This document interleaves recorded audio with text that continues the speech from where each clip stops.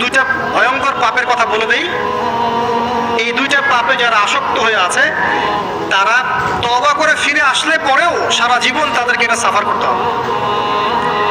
কথা বুঝতে পারছেন না? তওবা করে ফিরে এসেছেন মনে করে, তারপরেও আপনাকে সারা জীবন এই পাপের ফলটা ভোগ করতে হবে। এক, মাদক দ্রব্য দীর্ঘদিন সেবন করেছেন, তওবা করেছেন, ফিরে এসেছেন, আল্লাহ হয়তো মাফ করে দিয়েছেন, আল্লাহ পাক মাফ করে দিয়েছেন, বাট আপনি আপনার দেহের যে ক্ষতিটা করে ফেলেছেন এটা পোষাতে পারবেন না। এক নাম্বার। দুই, তখন আপনি যদি বিয়ে করেন আপনি স্ত্রীকে সন্তুষ্ট করতে পারবেন না। হ্যাঁ। দুই নাম্বার হচ্ছে এই যে গোপনে যুবকরা যে পাপটা করে, মাস্টারবেশন, যেটাকে আমরা বলি হস্তমৈথুন, এই পাপ যেসব যুবকরা করছে বা করে, এবং অ্যাভেলেবেল এই পাপটা সবাই করে, কারণ এখন পর্নের যুগ, পর্ন দেখলে তার কোনো উপায় নাই, তখন তো এই পথেই যেতে হচ্ছে, নিজের উপরে নিজেকে জুলুম করতে হচ্ছে।